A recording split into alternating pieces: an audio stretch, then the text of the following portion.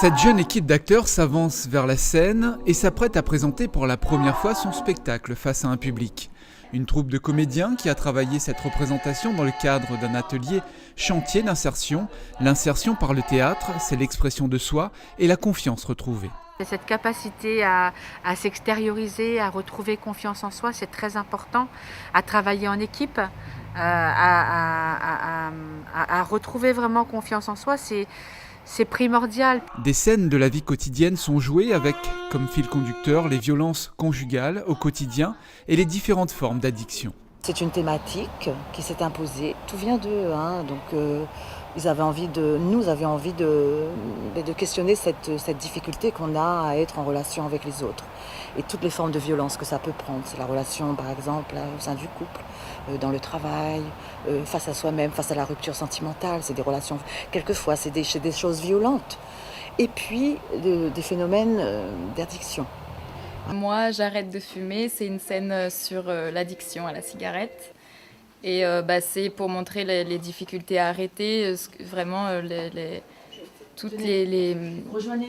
bon et le mauvais côté en fait de l'esprit qui nous dit mais oui il faut arrêter et puis l'autre qui nous incite à continuer parce que c'est bon, parce que c'est cool, parce que c'est chouette, c'est toutes les difficultés de l'addiction. Je suis dans un sketch où justement j'interviens en tant que personnage un peu soulard qui sort devant la boutique avec ses potes et quand il arrive chez lui il engueule un peu sa femme. C'est pour montrer un peu aussi le côté macho de l'homme, qu'il faut avoir des parts égales de la chose. Pendant une année, ces volontaires inscrits dans une démarche d'insertion vont travailler leur jeu d'acteur au théâtre tout en réalisant leur projet d'insertion professionnelle.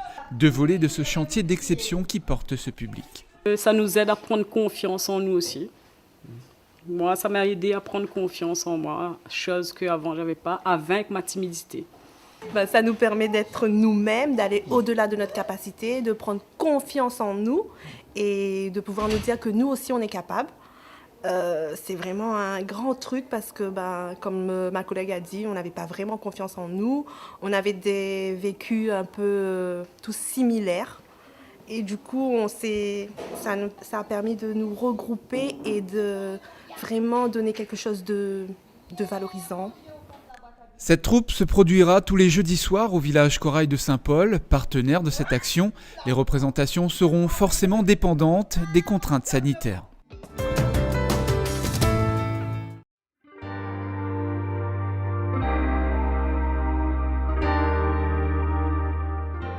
Le cirque de Mafate. Au cœur de ces montagnes se trouvent les habitations les plus isolées de la Réunion. Accessibles uniquement à pied ou par hélicoptère, quelques 320 familles se sont installées sur ces îlettes escarpées. La plupart des habitations sont équipées de panneaux photovoltaïques vieux de plus de 20 ans. En fin de vie et sans suivi d'exploitation, la vétusté de ces installations favorise le développement de la précarité énergétique. En 2017, le département de la Réunion accompagne dans sa politique d'aménagement des hauts et pour l'égalité des territoires un grand programme d'électrification sur Mafate. Des installations de production d'énergie autonome, 100% solaire, sont déployées sur les îlettes.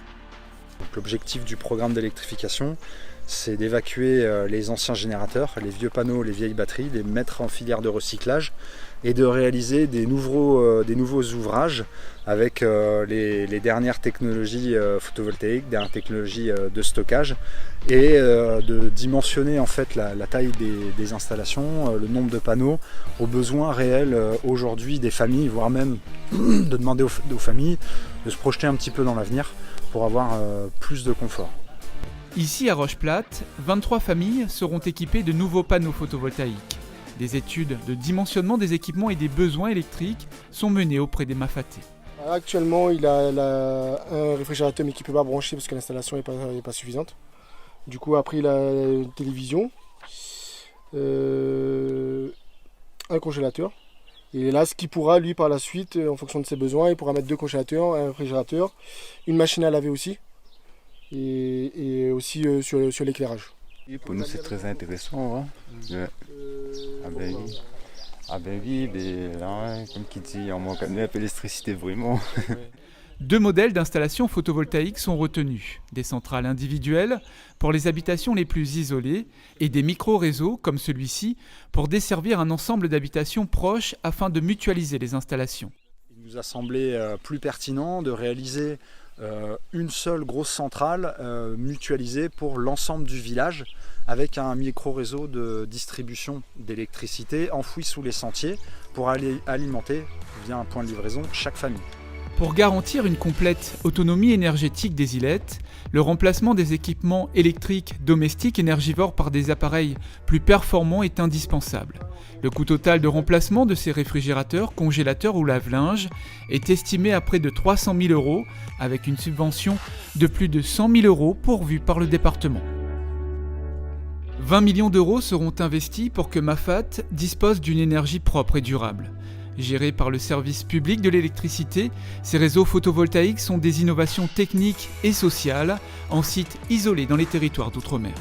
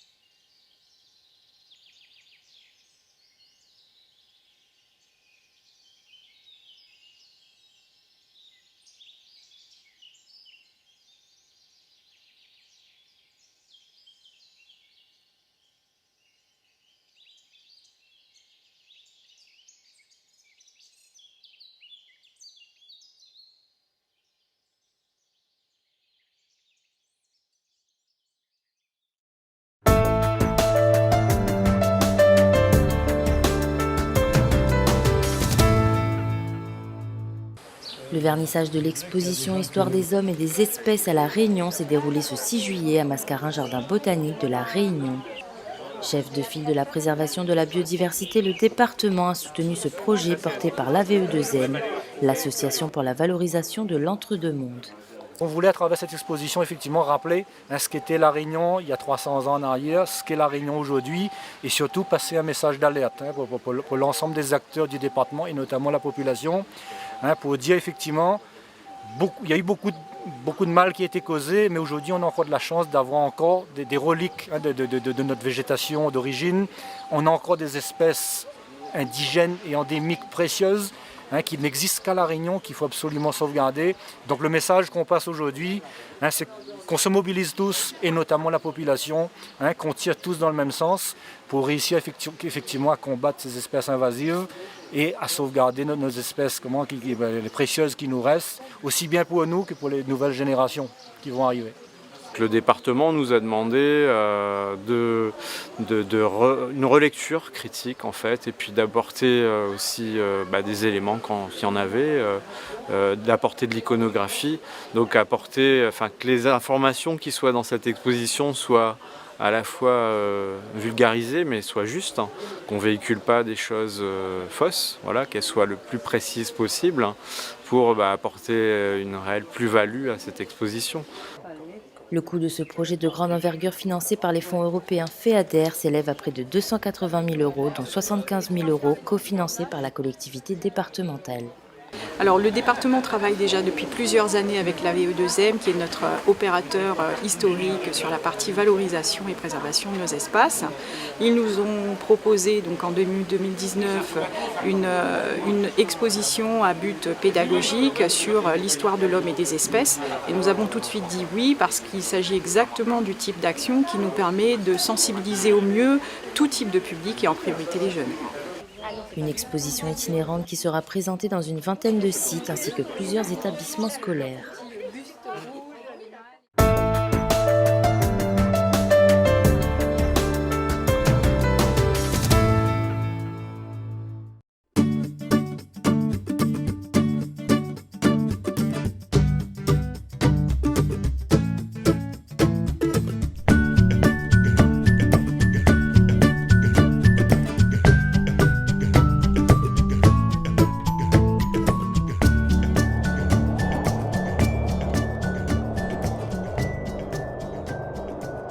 Le plantain est une herbe sauvage, originaire d'Europe, et qui se retrouve aujourd'hui aux 4 coins du monde.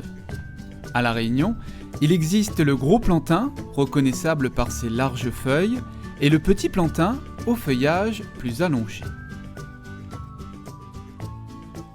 Le plantain. À La Réunion, on a 2 qualités plantain. On a le gros plantain, qu'on trouve plutôt dans les bas, aussi comme là dans les hauts, parce que dans le monde a semé, ou bien les oiseaux apportent le grain. Il nous reconnaît Ali parce que le feuille est plus large par rapport aux petits plantains que nous trouvons dans les hauts, dans le carogéranium ou dans le carocane. Donc ça là, le gros plantain, on appelle ça plantain major. Il vient peut-être d'Europe ou là-bas, pays d'Afrique. Le monde amène ça au début quand on arrive à La Réunion, il a propagé. Il propage facilement parce que quand tu regardes bien là, il sort des petits balais de graines comme ça, et là-dedans on a des milliers de petites graines qui tombent à terre. S'il a tombé un coin où c'est que de l'eau, là moi pour semer là. On revient là dans 3 mois, le plantain est en carreau. Donc dans les pots, là, mis 5 plantains comme ça. Et vite fait, on a un carreau plantain. Pourquoi ça, tout le monde utilise Ali? Que ce soit le petit plantain oreilles lapin, on appelle ça. Plantain oreilles lapin parce qu'il ressemble à des oreilles lapin, vraiment. Ou bien le gros plantain, plantago major, plantain major, les feuilles les larges. Tout le monde connaît ça à La Réunion dans l'utilisation pour problème aux yeux quand on a conjonctivite ou bien qu'on a mal aux yeux. Donc le plantain est facile à utiliser, facile à trouver un peu partout où c'est que tu n'as pas trop encore exterminé à cause de désherbants. Donc le plantain, il peut être bon par exemple là où on a un problème de yeux, mal aux yeux, ou perce ali, crase ali, mettre dessus comme ça, c'est ma façon de faire. Le jus de plantain là, si vous gagnez mettre dans les yeux, impeccable pour certains problèmes de yeux. Il lave les yeux avec quand les yeux ont des problèmes. Il peut aussi boire le plantain en même temps qu'on lave les yeux pour l'action un peu plus rapide. Le plantain est connu aussi pour les problèmes de peau, pour les cicatrisations. donc où la fait pique à aucun insecte, par exemple, ou prend plantain, ou le crase dessus, l'efficace, ou la blessé, ou prend plantain, ou mixe à lit, ou fait une petite pâte de plantain, ou met dessus, il aide à pour cicatriser. Le plantain est connu aussi pour l'eczéma, il est bon pour tout ce qui est maladie de peau. Donc c'est une petite plante qui est très très très chère à moi, particulièrement parce qu'il y a beaucoup de quelque chose que m'a enduré pendant 15 ans, une certaine allergie. Donc le plantain il aide aussi en cas d'allergie. Le plantain il est bon aussi pour les diarrhées, les racines, les feuilles, tout il est bon pour les diarrhées. Le plantain il est bon aussi, il fait arrêter les diarrhées et en même temps les graines de plantain, quand le monde est constipé, vous mettez tremper les graines, les gonfler ou avalali. Et là, après il faut voir la dose, ça peut avoir une tonne de graines de plantain, mais un petit peu de graines de plantain, cuillère à café de graines de plantain dans un verre d'eau, laissez un peu dedans, et les gonfle, donc il y a d'eau pour bien aller là où il faut. Donc tout est bon dans le plantain.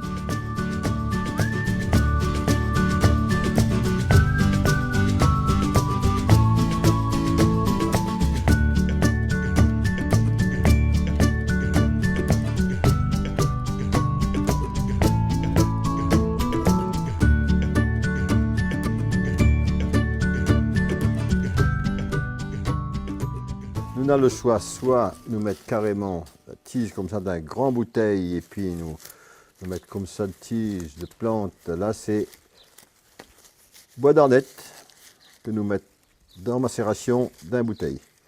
Ou bien couper en petits morceaux de coupe à ligne. Branle blanc, les connus pour ses effets macération dans l'alcool pour les douleurs. Pas confondre avec le branle que nous trouvons plus souvent dans les hauts de l'île. Différence est nette, hein, branle blanc et le branle balai. Voilà. Donc pareil, nous coupons ça en petits morceaux. Tout ça dans une bouteille avec de l'alcool dedans. Nous choisissons nous tout l'alcool pour mettre dedans. Quand on a assez de plantes dedans, il verse l'alcool dedans. À cette heure, nous va mettre un peu de l'alcool dedans. Bien recouvrir à toutes les plantes.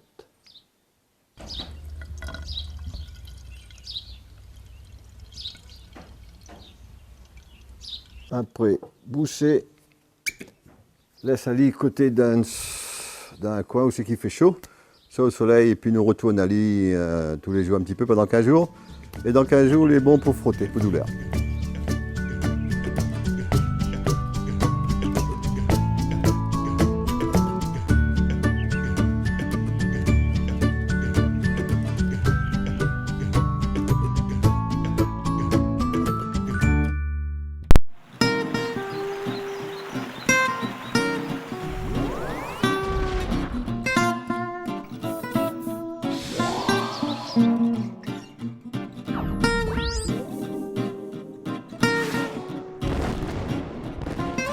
Tito, le titan des hauts. Tito va au marché, de Guillaume Bernardin, aux éditions Tibaba, les collections de la Réunion. Tito est un petit tangue qui habite dans les hauts de l'île de la Réunion, au milieu de magnifiques montagnes. Il aime l'aventure et rêve de découvrir le monde. Aujourd'hui, maman va au marché. « Tu veux venir avec moi ?» demande maman. « Oh oui !» répond Tito. Il y a beaucoup de monde. « Surtout, ne lâche pas ma main !» dit maman. « Il ne faut pas se perdre. »« C'est vous qui cultivez vos légumes ?» demande Tito. « Oui, et en plus, je ne mets aucun produit. C'est meilleur pour la nature et pour nous, » répond le marchand. « Qui veut des samoussas ?» demande un commerçant. « Moi, répond Tito. « Dis maman, je peux aller en prendre ?»« Oui Tito, prends-en 2, un pour toi et un pour moi. » Quelle bonne odeur! J'ai eu une bonne idée, s'est dit Tito. Maman va être contente. Mais où est maman? Maman! Maman! Crie Tito. Maman a disparu. Tito est perdu. Tito cherche partout, mais il y a bien trop de monde. Il ne trouve pas sa maman. Il se met à pleurer. Tito regarde le commerçant en pleurant. « J'ai perdu ma maman !» dit Tito. « Je suis là !» dit maman. « Je prenais des légumes derrière toi. »« Je ne lâcherai plus ta main !» dit Tito. « Je ne veux plus te perdre. »« Tiens maman, ils sont très bons ces samoussas. Et c'est moi qui les ai achetés. »